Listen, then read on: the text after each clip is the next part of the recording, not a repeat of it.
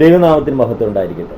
എന്നെ കേൾക്കുന്ന നിങ്ങളെ ഓരോരുത്തരെയും ഞാൻ വീണ്ടും ക്രിസ്തുയേശുവിൻ നാമത്തിൽ എൻ്റെ സ്നേഹം നിനക്ക് അറിയിക്കുകയാണ്. നമ്മൾ ഈ ചാനലിലൂടെ നമ്മൾ ചിന്തിച്ചുകൊണ്ടിരിക്കുന്നത് ദൈവരാജ്യം സംബന്ധിച്ചിട്ടുള്ള വെളിപ്പാടുകളാണ്.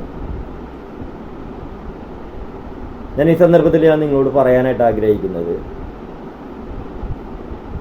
ഒരു വ്യക്തിക്ക് രക്ഷിക്കപ്പെട്ടതായിക്കോട്ടെ രക്ഷിക്കപ്പെടാത്തതായിക്കോട്ടെ, രക്ഷിക്കപ്പെട്ടിട്ട് ശുശ്രൂഷ നിൽക്കുന്ന വ്യക്തികളായിക്കോട്ടെ, ആരാണെങ്കിലും ഈ ഭൂമിയിൽ ജനിച്ച ഒരു വ്യക്തിക്ക് വെളിപ്പെടേണ്ടതായിട്ടുള്ള 3 വെളിപ്പാടുകളാണ്. അതിലൊന്ന് ദൈവരാജ്യ വെളിപ്പാട്, മറ്റൊന്ന് ക്രിസ്തുവിൻ്റെ വെളിപ്പാട്, മറ്റൊന്ന് കൃപയുടെ വെളിപ്പാട്. ഈ 3 വെളിപ്പാടും ഒരു വ്യക്തിക്ക് ഉണ്ടെങ്കിൽ ആ വ്യക്തിക്ക് നിത്യജീവനെ പ്രാപിക്കത്തക്കവണ്ണം ഈ ഭൂമിയിൽ ജീവിക്കുവാൻ കഴിയത്തുള്ളൂ. അപ്പോൾ ഇന്നത്തെ മെസ്സേജിലൂടെ ഞാൻ നിങ്ങളോട് പറയാൻ ആഗ്രഹിക്കുന്നത്, കർത്താവായ യേശു ഈ ഭൂമിയിൽ വന്നിട്ട് മനുഷ്യരാശിക്ക് നൽകിയ, അല്ലെങ്കിൽ യേശു ഭൂമിയിലേക്ക് വന്നപ്പോൾ മനുഷ്യരാശിക്ക് ലഭിച്ച 6 വിഷയങ്ങളെ കുറിച്ചിട്ട് ഞാൻ കഴിഞ്ഞ എപ്പിസോഡിൽ ഞാൻ പറയുണ്ടായിരുന്നു. നിങ്ങളത് കേട്ടു എന്ന് ഞാൻ വിശ്വസിക്കുന്നു. അതിലൊന്നാണ് ദൈവരാജ്യ വെളിപ്പാട്. ദൈവരാജ്യം പലപ്പോഴും ഞാൻ പല ശുശ്രൂഷകരായിട്ട് പോലും സംസാരിച്ചിട്ടും പലർക്കും മനസ്സിലായിട്ടില്ലാത്ത ഒരു കാര്യമാണ് ഞാൻ ഈ പറഞ്ഞ 6 കാര്യങ്ങൾ. നമ്മൾ യേശു ഈ ഭൂമിയിൽ വന്നു, യേശു പാപവിമോചകനാണെന്ന് വിശ്വസിക്കുന്ന അനേകരുണ്ട്. പക്ഷേ എന്നാൽ യേശു ഭൂമിയിൽ വന്നിട്ട് ആ പാപവിമോചകനിലൂടെ പാപം മോചിച്ചോ, പാപം മോചിക്കപ്പെട്ടോ, ഞാൻ പാപം മോചിച്ച വ്യക്തി പാപമോചനം ലഭിച്ചതിലൂടെ ആ വ്യക്തിയിൽ വന്ന മാറ്റം എന്താണ്, ആ വ്യക്തിയിൽ ദൈവം കൊടുത്തിരിക്കുന്ന സ്ഥാനങ്ങൾ എന്താണ്, ആ വ്യക്തിക്ക് ഈ ഭൂമിയിലായിരിക്കുമ്പോൾ ആ വ്യക്തി ചെയ്യേണ്ട ശുശ്രൂഷകൾ എന്താണ്, ആ വ്യക്തിയെക്കുറിച്ചുള്ള ദൈവത്തിൻ്റെ പ്ലാൻ എന്താണ്, പദ്ധതികൾ എന്താണ്, ഇതെല്ലാം നമ്മൾ മനസ്സിലാക്കിയിരിക്കണം. ഇതെല്ലാം മനസ്സിലാക്കണമെങ്കിൽ ഞാൻ ഈ പറഞ്ഞ വെളിപ്പാടുകൾ ഒരു വ്യക്തി പ്രാപിക്കണം. ഇല്ലെങ്കിൽ നമ്മൾക്ക് യേശുക്രിസ്തുവിനെ വിശ്വസിച്ചു, യേശുവിലൂടെ പാപമോചനത്തിനായി സ്നാനം ഏറ്റു. ഒരു വിഭാഗം ആൾക്കാർ സ്നാനമേൽക്കുന്നുണ്ട്, മറ്റു വിഭാഗം ആൾക്കാർ സ്നാനമേൽക്കുന്നില്ല, അവർ മാമദീസ മതി എന്ന് പറയുന്നുണ്ട്. അങ്ങനെ പല തട്ടിലുള്ള ആൾക്കാരാണ്. പക്ഷേ നമ്മൾ അറിഞ്ഞിരിക്കണം, നമ്മുടെ കരങ്ങളിൽ ലഭിച്ചിരിക്കുന്ന ദൈവവചനം ഒന്നാണ്. പക്ഷെ ആ വചനത്തിൻ്റെ വ്യാഖ്യാനങ്ങൾ പലർക്കും പല രീതിയിലാണ് മനസ്സിലാകുന്നത്. അതെന്താ കാരണം? അതിൻ്റെ കാരണം ഒന്നേ ഉള്ളൂ. യഥാർത്ഥത്തിൽ പരിശുദ്ധാത്മാവിനാൽ വചനം ഗ്രഹിക്കുവാനായിട്ട് ഒരു വ്യക്തിക്ക് കഴിയണം. പരിശുദ്ധാത്മാവിനാൽ വചനം ഗ്രഹിക്കാൻ കഴിഞ്ഞെങ്കിൽ മാത്രമേ വചനത്തിൻ്റെ യഥാർത്ഥമായ വ്യാഖ്യാനം ഒരു വ്യക്തിക്ക് മനസ്സിലാകത്തുള്ളൂ. അപ്പം അതിനായിട്ട് വചനം അനുസരിച്ച് നമ്മൾ നമ്മുടെ ജീവിതത്തെ സമർപ്പിക്കപ്പെടണം. യേശു കർത്താവ് സ്നാനമേറ്റു, സ്നാപയോഹന്നാനിൽ നിന്നും സ്നാനമേറ്റു. ഇന്ന് നമ്മൾ പലരോടും സ്നാനമേൽക്കാൻ പറയുമ്പോഴേക്കും ഞങ്ങൾ മാമോദീസ സ്വീകരിച്ചതാണെന്ന് പറയും. നമ്മളൊരു കാര്യം അറിയണം, മാമോദീസ എന്ന് പറഞ്ഞാൽ അത് ഒരു കുഞ്ഞ് ജനിച്ച് 90 ദിവസത്തിനകം ചെയ്യുന്ന ഒരു കാര്യമാണ്. സ്നാനം എന്ന് വെച്ചെന്നാൽ ഒരു വ്യക്തി ജനിച്ചു വളർന്നു വലുതായി അവന് കാര്യങ്ങളെ കേട്ട് ഗ്രഹിച്ച് മനസ്സിലാക്കി അതിനുശേഷം, അതായത് സുവിശേഷം കേട്ടിട്ട് യേശു പാപവിമോചകനാണെന്നുള്ളത് ആ വചനപ്രകാരം വ്യക്തി കേട്ടതിന് ശേഷം അത് വിശ്വസിച്ച്, ഹൃദയം കൊണ്ട് വിശ്വസിച്ചിട്ട് ആ യേശുവിനെ, ആ രക്ഷിതാവിനെ, ലോകരക്ഷിതാവിനെ, പിതാവായ ദൈവം നമുക്ക് നൽകിയ തൻ്റെ ഏകജാതനായ പുത്രനിലൂടെയുള്ള രക്ഷ എനിക്ക് വേണം, എനിക്കും പാപം മോചിച്ച് കിട്ടണം എന്നുള്ള യഥാർത്ഥമായ സ്വന്തമായിട്ടുള്ള തീരുമാനത്തിൽ നിന്നുകൊണ്ട് ആ രക്ഷിതാവായ യേശുവിനെ ഹൃദയത്തിലേക്ക് കർത്താവും രക്ഷിതാവുമായി സ്വീകരിച്ചുകൊണ്ട് ആ യേശുവിനോട് ചേരുവാൻ യേശു കാണിച്ചു തന്ന മാതൃകയിൽ പിതാവിനും പുത്രനും പരിശുദ്ധാത്മാവിൻ്റെ നാമത്തിൽ വെള്ളത്തിൽ മുങ്ങി സ്നാനമേൽക്കുക എന്നുള്ളതാണ് ഒരു വ്യക്തിയുടെ രക്ഷാകര പദ്ധതിയുടെ പ്രാരംഭം ആയിട്ട് നമ്മൾ ചെയ്യേണ്ട കാര്യങ്ങൾ. ഒന്ന്, യേശുവിനെ തിരിച്ചറിയണം. യേശു ആണ് പാപവിമോചകൻ, യേശുവാണ് ക്രിസ്തു ഇന്ന് പലർക്കും ക്രിസ്തു എന്ന് വെച്ചെന്നാൽ എന്താണെന്നുള്ളത് തിരിച്ചറിയുന്നില്ല. മറ്റൊന്ന്, ആ യേശുവിലൂടെയുള്ള, ആ ക്രിസ്തുവിലൂടെയുള്ള ഒരു മോചനം, വീണ്ടെടുപ്പ് എനിക്ക് വേണം. എന്തിൽ നിന്നും? പാപത്തിൽ നിന്നും. അതുപോലെ ഒട്ടനവധി വിഷയങ്ങളിൽ നിന്ന് നമുക്ക് ഈ ലോകത്തിലുള്ള സകല പൈശാചികമായി പിശാച് നമ്മുടെ മേൽ വെച്ച സകല അവസ്ഥകളിൽ നിന്നും നമുക്ക് മോചനമുണ്ട്. അതിൽ ഏറ്റവും പ്രാധാന്യമാണ് പാപത്തിൽ നിന്നുള്ള മോചനം. പിന്നെ ശാപം, നമ്മുടെ മേൽ വെച്ചിരിക്കുന്ന സകല അവസ്ഥകളിൽ നിന്നും നമുക്ക് വീണ്ടെടുപ്പുണ്ട്. അപ്പോൾ ആ വീണ്ടെടുപ്പ് എനിക്ക് വേണമെന്ന് തിരിച്ചറിഞ്ഞുകൊണ്ട് ആ യേശുവിനോട് ചേരുവാനായിട്ട്, ആ യേശുവിനെ ഹൃദയത്തിലേക്ക് വായ കൊണ്ട് ഏറ്റു പറഞ്ഞതിന് ശേഷം ആ യേശുവിനോട് ചേരുവാനായിട്ട് വെള്ളത്തിൽ മുങ്ങി സ്നാനമേൽക്കണം. അത് യേശു കാണിച്ചു തന്ന മാതൃകയാണ്. നമുക്കറിയാം, യേശു യോർദാനിൽ മുങ്ങി സ്നാനമേറ്റപ്പോൾ പരിശുദ്ധ ആത്മാവ് പ്രാവ് എന്ന പോലെ യേശുവിൻ്റെ മേലെ ഇറങ്ങി. പിതാവ് വിളിച്ചു പറഞ്ഞു, ഇവനെൻ്റെ പ്രിയപുത്രൻ, ഇവനിൽ ഞാൻ സംപ്രീതനായിരിക്കുന്നു. അതിന് ആ അഭിഷേകം പ്രാപിച്ചതിന് ശേഷം, ആ പരിശുദ്ധാത്മാവ് യേശുവിൻ്റെ മേൽ വന്നതിന് ശേഷമാണ് യേശു ശുശ്രൂഷ തുടങ്ങിയത്. അപ്പോൾ നമ്മളൊരു കാര്യം അറിഞ്ഞിരിക്കേണ്ടതും, നമുക്ക് ഈ വചനം വായിച്ചിട്ട് പലർക്കും പല രീതിയിൽ അത് അതിൻ്റെ വ്യാഖ്യാനങ്ങൾ വെളിപ്പെടുന്നുവെങ്കിൽ നമ്മൾ അറിഞ്ഞിട്ടുണ്ട് യഥാർത്ഥത്തിലുള്ള ദൈവത്തിൻ്റെ ആത്മാവ് നമ്മുടെ മേൽ പ്രവർത്തിക്കുന്നുണ്ടോ എന്നുള്ളതാണ്. ആത്മാവ് ഇല്ലെന്നുള്ളതല്ല, പക്ഷെ ആ നമ്മളിൽ വന്നിരിക്കുന്ന പരിശുദ്ധാത്മാവിന് പ്രവർത്തിക്കുവാൻ നമ്മളെ തന്നെ ഏൽപ്പിച്ചു കൊടുക്കുന്നുണ്ടോ എന്നുള്ളതാണ്. കാരണം നമ്മളിലൊരു ബുദ്ധിമണ്ഡലമുണ്ട്. ഈ വചനം വായിച്ചിട്ട് നമ്മുടെ ബുദ്ധിമണ്ഡലം വെച്ചിട്ടാണ് നമ്മൾ അതിനെ വ്യാഖ്യാനിക്കുന്നതെങ്കിൽ ഒരിക്കലും അതിൽ ദൈവശക്തി ഉണ്ടാവില്ല, ദൈവ സാന്നിധ്യം ഉണ്ടാവില്ല, ദൈവത്തിൻ്റെ പ്രവൃത്തി വെളിപ്പെടില്ല. എന്നാൽ അത് ആത്മാവിനായി ഗ്രഹിച്ചിട്ടാണ് നമ്മളത് പ്രസംഗിക്കുന്നതെങ്കിൽ അതിൻ്റെ വ്യാഖ്യാനങ്ങൾക്ക് വ്യത്യാസം ഉണ്ടാവും, അതിൽ ദൈവശക്തി ഉണ്ടാവും. ആ വചനം കേട്ട ജനത്തിന് വിടുതലുണ്ടാവും, മാനസാന്തരം ഉണ്ടാവും. അപ്പോൾ നമ്മൾ അറിഞ്ഞിരിക്കേണ്ട ഏറ്റവും വലിയ കാര്യമാണ് യേശുവിനെ നമ്മുടെ ഹൃദയത്തിലേക്ക് കർത്താവിൻ്റെ രക്ഷിതാവായി സ്വീകരിക്കണം. ആ യേശുവിനോട് ചേരുവാൻ വെള്ളത്തിൽ മുങ്ങി യേശു കാണിച്ച മാതൃകയിൽ സ്നാനമേൽക്കണം, പരിശുദ്ധാത്മാ അഭിഷേകം പ്രാപിക്കണം. അപ്പോഴാണ് നമ്മൾ വീണ്ടും ജനിച്ചവരാകുന്നത്. നമ്മൾ ദൈവരാജ്യം കാണുവാൻ തുടങ്ങും.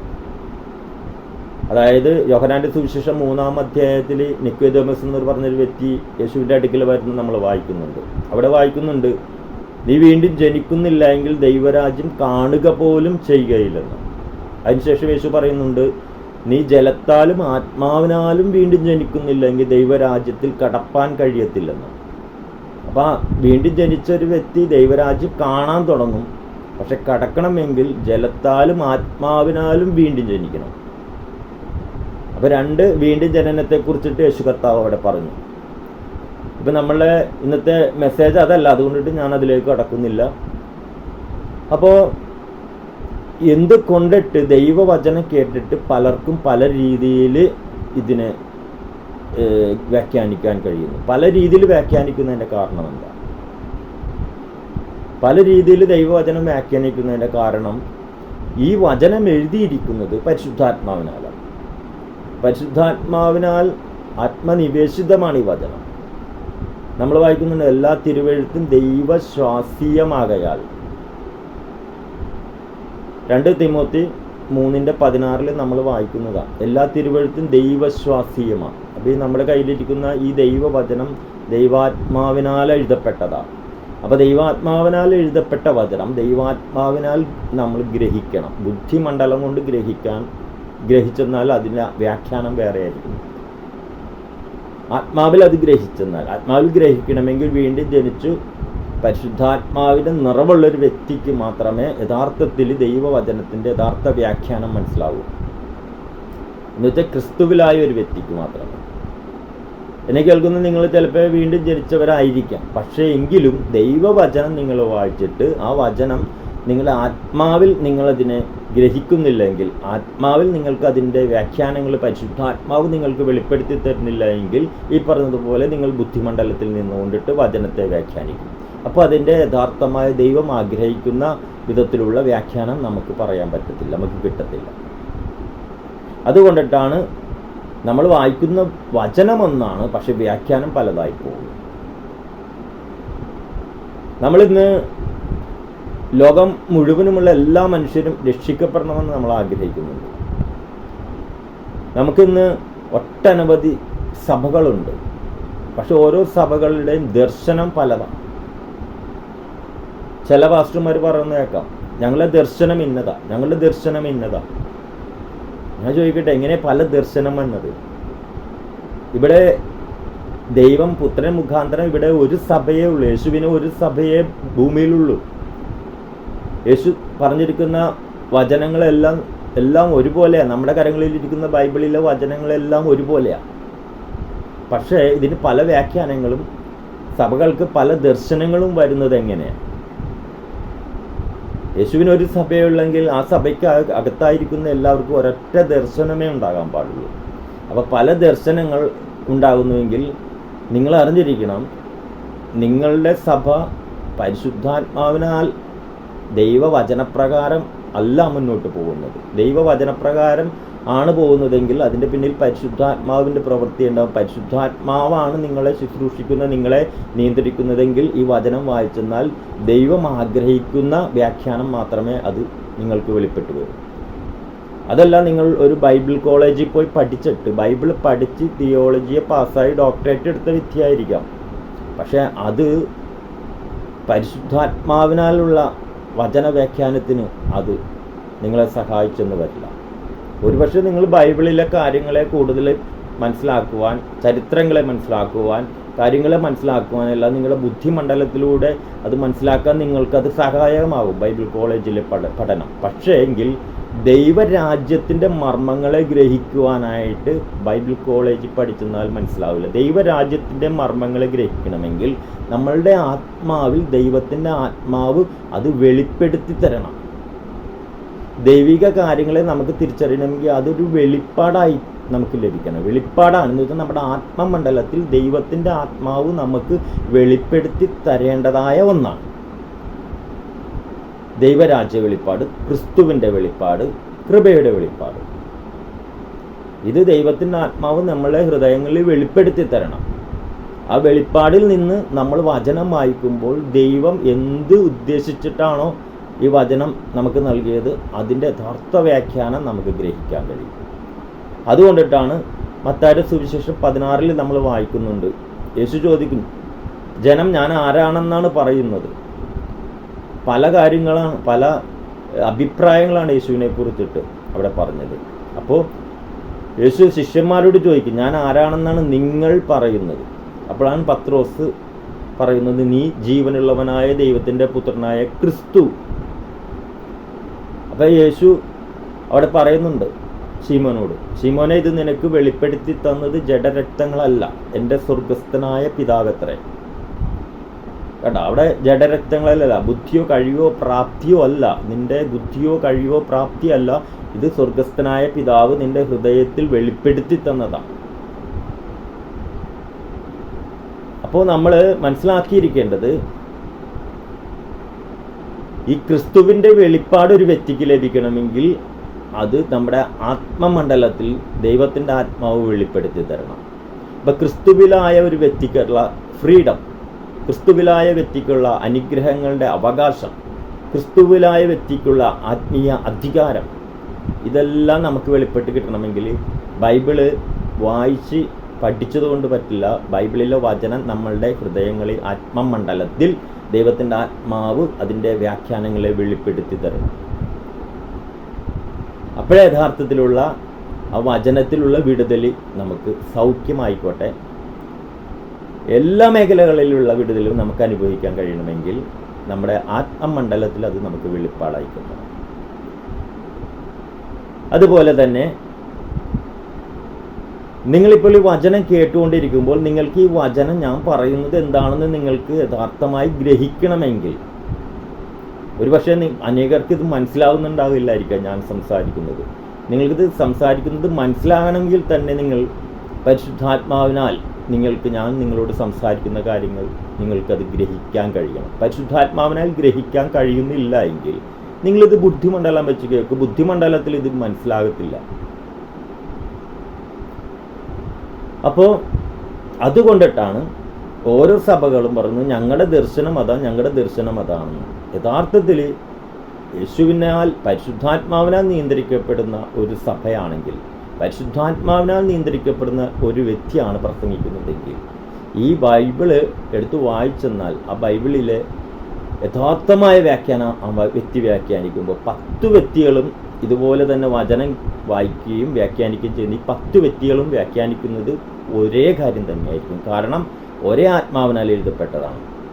അപ്പോൾ 10 വ്യക്തികളും ഒരേ ആത്മാവിനാൽ നിറഞ്ഞവരാണെങ്കിൽ 10 വ്യക്തികളും ഈ വചനം എടുത്ത് വായിച്ചെന്നാൽ ഒരേ വ്യാഖ്യാനം തന്നെ പ്രസംഗിക്കും. കാരണം അത് പരിശുദ്ധാത്മാവിനാലാണ് അവർ നിയന്ത്രിക്കപ്പെടുന്നത്, പരിശുദ്ധാത്മാവിനാലായിരിക്കും അവർ വ്യാഖ്യാനിക്കുന്നത്. അപ്പോൾ അത് ഒറ്റ കാര്യമായിരിക്കുള്ളൂ. കാരണം ഈ ഭൂമിയിൽ ഒരു സഭയേ ഉള്ളൂ. നമ്മൾ അറിഞ്ഞിരിക്കുന്നത് ഇന്ന് എന്തുകൊണ്ടിട്ടാണ് ഈ ഇത്രയും സഭകളും ഇത്രയും ദൈവദാസന്മാരും എല്ലാം ഉണ്ട്, വളരെയധികം പ്രാർത്ഥിക്കുന്നുണ്ട് പല കാര്യങ്ങൾക്കും. പക്ഷേ നമ്മൾ ഉദ്ദേശിക്കുന്നത് പോലെ ഒരു വിടുതൽ എന്തുകൊണ്ട് സംഭവിക്കുന്നില്ല? ആദിമ നൂറ്റാണ്ടിൽ ഉണ്ടായിരുന്ന ആ വിടുതൽ, അത്ഭുതങ്ങൾ, അടയാളങ്ങൾ, വീരപ്രവൃത്തികൾ, ശക്തമായ ജനം കർത്താവിലേക്ക് കടന്നു വരുന്നത്, മാനസാന്തരങ്ങൾ ഉണ്ടാകുന്ന അനുഭവങ്ങൾ എന്തുകൊണ്ട് ഉണ്ടാകുന്നില്ല? നിങ്ങളൊന്ന് ചിന്തിക്കണം. സഭകളില്ലാഞ്ഞിട്ടാണോ? പ്രാർത്ഥിക്കുന്നവരില്ലാഞ്ഞിട്ടാണോ? എല്ലാം ഉണ്ട്, പക്ഷെ എന്തുകൊണ്ട് സംഭവിക്കുന്നില്ല? ഞാൻ ഇന്ന് ആ ഒരു വാക്യം വായിച്ചിട്ട് ഞാൻ ഇന്നത്തെ എപ്പിസോഡ് ഞാൻ അവസാനിപ്പിക്കാൻ ആഗ്രഹിക്കുകയാണ്. അടുത്ത ദിവസം ഇതിൻ്റെ ബാക്കിയുള്ള ഭാഗങ്ങൾ നിങ്ങളോട് സംസാരിക്കുന്നതാണ്. യേശു കർത്താവ് ഉയർത്തെഴുന്നേറ്റതിന് ശേഷം ശിഷ്യന്മാർക്ക് പ്രത്യക്ഷനായിട്ട് യേശു കർത്താവ് ശിഷ്യന്മാർക്ക് കൊടുക്കുന്ന ഒരു ദൗത്യമുണ്ട്, ഒരു ഉത്തരവാദിത്തം. ഇത് നിങ്ങൾ കേൾക്കുമ്പോൾ, നിങ്ങളും ഈ വചനം വായിച്ച് കേൾക്കുമ്പോൾ നിങ്ങളും മനസ്സിലാക്കിയിരിക്കണം, ഞങ്ങളുടെ മേലും ദൈവം ഇട്ടിരിക്കുന്ന, അതായത് യേശു തന്നിരിക്കുന്ന ഉത്തരവാദിത്തം ഇതാണെന്ന് മനസ്സിലാക്കുക. ആ ഉത്തരവാദിത്തം നമ്മൾ നിറവേറ്റാൻ സമർപ്പിക്കപ്പെടുമ്പോൾ ഈ പറഞ്ഞതുപോലെ പരിശുദ്ധാത്മാവ് നമ്മളിലൂടെ പ്രവർത്തിക്കാൻ തുടങ്ങും. ഞാൻ നേരത്തെ പറഞ്ഞു, പരിശുദ്ധാത്മാവ് ഇല്ലെന്നുള്ളതല്ല, നിങ്ങളിൽ പരിശുദ്ധാത്മാവ് ഉണ്ടായിരിക്കാം. പക്ഷേ നിങ്ങൾ പരിശുദ്ധാത്മാവിനാൽ നിങ്ങൾ വചനം വ്യാഖ്യാനിക്കണം. എന്നുവെച്ചാൽ ആത്മാവിനാൽ നിങ്ങൾ വചനം വ്യാഖ്യാനിക്കാൻ ഏൽപ്പിച്ചു കൊടുക്കണം. നിങ്ങളുടെ ബുദ്ധിമണ്ഡലം നിങ്ങളവിടെ താഴെ വെക്കണം.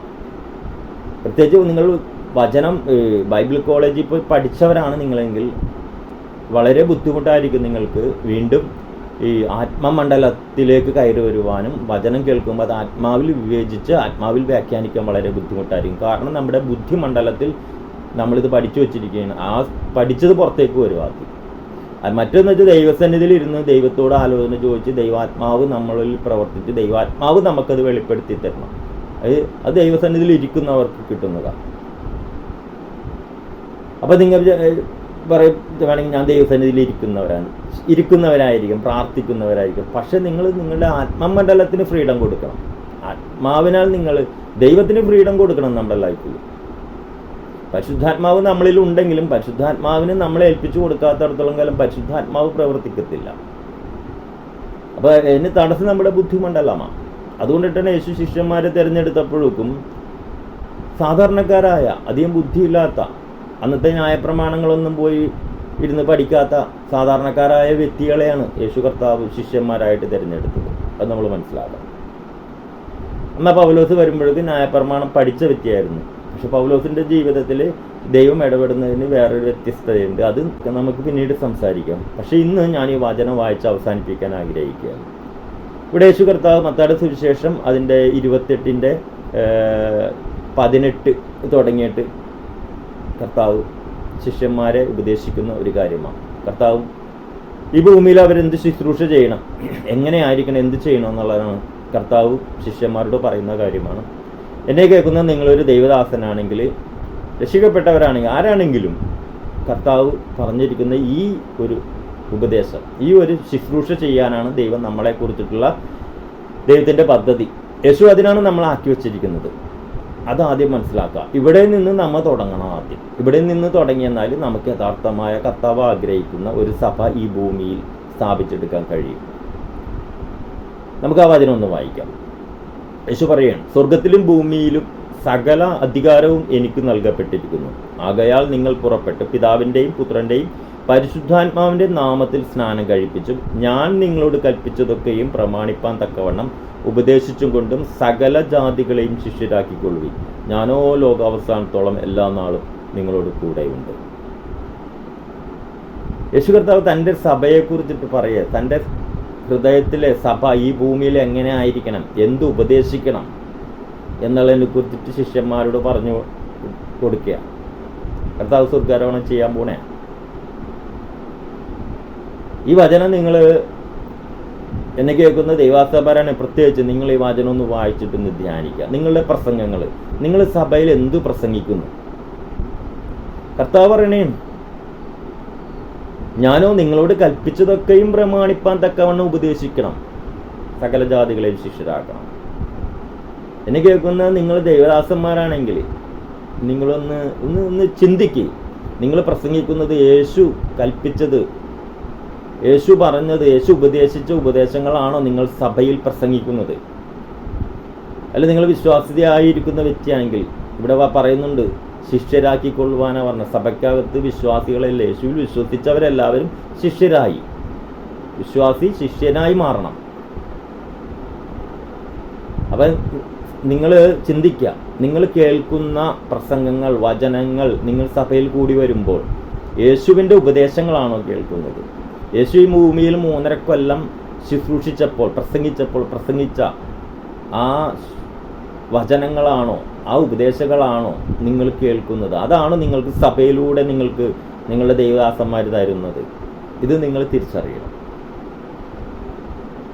ഇല്ല എങ്കിൽ കർത്താവ് ഉദ്ദേശിക്കുന്ന ഒരു സഭ ആണ് ഞങ്ങളുടെ സഭ എന്ന് പറയാൻ പറ്റത്തില്ല. കർത്താവ് ഉദ്ദേശിക്കുന്ന സഭ കർത്താവ് പറഞ്ഞതുപോലെ ഉപദേശിക്കണം, കർത്താവ് പറഞ്ഞതുപോലെ നിലനിൽക്കണം, കർത്താവ് പറഞ്ഞതുപോലെ ചെയ്യണം. അവിടെയാണ് പരിശുദ്ധാത്മാവ് വചനത്തെ അറ്റസ്റ്റ് ചെയ്യും. അത്ഭുതങ്ങളും അടയാളങ്ങളും വീരപ്രവൃത്തികളൊക്കെ നടക്കും. ആദിമ നൂറ്റാണ്ടിൽ സഭയിൽ ദൈവപ്രവൃത്തികൾ നടന്നു, മാനസാന്തരങ്ങൾ നടന്നു, വിടുതലുകൾ നടന്നു. കാരണം അവർ ഉപദേശിച്ചത് ക്രിസ്തുവിൻ്റെ ഉപദേശം. ഞാൻ കഴിഞ്ഞ ദിവസവും പറയുണ്ടായിരുന്നു, ക്രിസ്തുവിൻ്റെ ഉപദേശത്തിൽ നിലനിൽക്കാതെ അതിർ കടന്നു പോകുന്ന ഒരുവനിലും ദൈവമില്ല. അങ്ങനെയാണെങ്കിൽ എന്നെ കേൾക്കുന്ന ദൈവദാസന്മാരെ, ദൈവമക്കളെ, നിങ്ങൾ കേൾക്കുന്നത്, നിങ്ങൾ പ്രസംഗിക്കുന്നതും ക്രിസ്തുവിൻ്റെ ഉപദേശമാണോ? ക്രിസ്തുവിൻ്റെ ഉപദേശമാണ് സഭയിൽ പ്രസംഗിക്കേണ്ടത്. അപ്പോൾ അവിടെ മാനസാന്തരം ഉണ്ടാകും.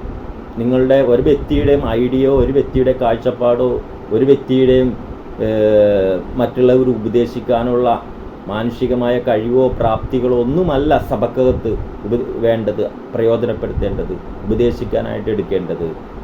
ക്രിസ്തു എന്തു ഉപദേശിച്ചോ, നമ്മുടെ വീണ്ടെടുപ്പ് വില കൊടുത്ത നമ്മുടെ യേശു ക്രിസ്തു എന്തു പറഞ്ഞോ, എന്ത് പ്രസംഗിച്ചോ, എന്ത് ഉപദേശിച്ചോ, അത് വായിച്ച് തിരിച്ചറിഞ്ഞ് അത് ഉപദേശിക്കണം. അതിന് സുവിശേഷങ്ങൾ വായിക്കണം. അതായിരുന്നു ആദിമസഭയുടെ ബേസ്. ആ അടിസ്ഥാനത്തിൽ നിന്നുകൊണ്ടിട്ടാണ് സഭ തുടങ്ങിയത്. അതുകൊണ്ടിട്ടാണ് അന്ന് വലിയ ദൈവപ്രവൃത്തികൾ, വലിയ വീരപ്രവൃത്തികളെല്ലാം നടന്നത്. ഇന്ന് ക്രിസ്തുവിൻ്റെ ഉപദേശമില്ല, മാനുഷിക ഉപദേശങ്ങളാണ് സഭക്കകത്ത് പ്രസംഗിക്കുന്നത്. മാനുഷികമായ കാഴ്ചപ്പാടിലാണ് സഭ പണിയപ്പെടുന്നത്. ഓരോ ദൈവദാസന്മാരും അവരുടേതായ ഐഡിയകളാണ് മുമ്പിൽ വരുന്ന ജനത്തിന് കൊടുക്കുന്നത്. അതുകൊണ്ട് എന്താ, അത് ഒന്ന് കർത്താവ് പറയുന്നുണ്ട്, ഞാൻ എൻ്റെ സഭയെ പണിയും, പാതാള ഗോപുരങ്ങൾ അതിനെ ജയിക്കത്തില്ല. അപ്പം പാതാള ഗോപുരങ്ങൾ ജയിക്കുന്ന അനുഭവങ്ങൾ സഭക്കകത്തുണ്ടാകുന്നു. ഭിന്നതകൾ, ഇടർച്ചകൾ. കാരണം എന്താ, ഒറ്റ ഉപദേശമല്ല. ക്രിസ്തുവിൻ്റെ ഉപദേശമാണെങ്കിൽ എല്ലാവരുടെയും ഹൃദയങ്ങളിൽ ഒരേ ഐക്യത ഉണ്ടാകും, ഒരേ ആശയമുണ്ടാകും, സ്നേഹമുണ്ടാവും. അവിടെ ഭിന്നത ഉണ്ടാവില്ല. സഭക്കകത്ത് ഭിന്നത ഉണ്ടാകുന്നു, സഭക്കെതിരെ വിഷയങ്ങളുണ്ടാകുന്നുവെങ്കിൽ മനസ്സിലാകണം, അത് ക്രിസ്തുവാവുന്ന പാറയിൽ അടിസ്ഥാനമിട്ട് പണിത ഭവനമല്ലാതെ വരുമ്പോഴാണ്. നമ്മൾ വായിക്കുന്നുണ്ട്, എൻ്റെ ഈ വചനങ്ങളെ കേട്ട് ചെയ്യുന്നവനൊക്കെ ബുദ്ധിയുള്ള മനുഷ്യനോട് തുല്യൻ. കാരണം എന്താ, കർത്താവിൻ്റെ വചനം കേട്ട് ചെയ്യണം, കർത്താവിൻ്റെ വചനം പ്രസംഗിക്കണം, ക്രിസ്തുവിൻ്റെ ഉപദേശങ്ങൾ പ്രസംഗിക്കണം. അങ്ങനെയാണെങ്കിൽ ആ സഭ വളരും, ആ സഭയിൽ വലിയ ദൈവപ്രവൃത്തി ഉണ്ടാകും, ആ സഭയിൽ മാനസാന്തരങ്ങളുണ്ടാകും, ആ സഭ അനേക ശുശ്രൂഷകരെ പുറത്തു കൊണ്ടുവരുന്നവരായിരിക്കും. അതാണ് ദൈവരാജ്യ വെളിപ്പാട്. ഞാനീ പറഞ്ഞത് ചെറിയ ഒരു ദൈവരാജ്യത്തിൽ നിന്നുള്ള വെളിപ്പാട് മാത്രമേ ഉള്ളൂ. ഒട്ടനവധി കാര്യങ്ങളുണ്ട് ഇതിൽ. ഇന്നത്തെ ഈ ദൈവവചനം നിങ്ങൾ കേൾക്കുമ്പോൾ ഈ ശുശ്രൂഷയിലൂടെ നിങ്ങളുടെ ജീവിതത്തിൽ യഥാർത്ഥമായ ഒരു ദൈവരാജ്യ വെളിപ്പാട് ഉണ്ടാകാനായിട്ട് ഇടയാട്ടെ എന്ന് ഞാൻ പ്രാർത്ഥിക്കുന്നു. ദൈവരാജ്യത്തിന്, ദൈവത്തിന് നമ്മൾ പ്രയോജനമുള്ളവരായി തീരട്ടെ എന്ന് ഞാൻ പ്രാർത്ഥിക്കുന്നു. ഈ ലോകത്തിൽ നമ്മൾ അനേകർക്ക് വെളിച്ചമായിരിക്കാൻ, അനേകർക്ക് ഉപ്പായിരിക്കാൻ യഥാർത്ഥ സത്യദൈവമായ യേശു ക്രിസ്തുവിനെ, ആ ക്രിസ്തുവിനെ അയച്ച പിതാവായ ദൈവത്തെ ഈ ലോകത്തിൽ വെളിപ്പെടുത്തി കൊടുക്കുന്ന യഥാർത്ഥ ശുശ്രൂഷകരായി തീരുവാൻ ദൈവം നിങ്ങളെല്ലാവരെയും അനുഗ്രഹിക്കട്ടെ എന്ന് പ്രാർത്ഥിക്കുന്നു. God bless you.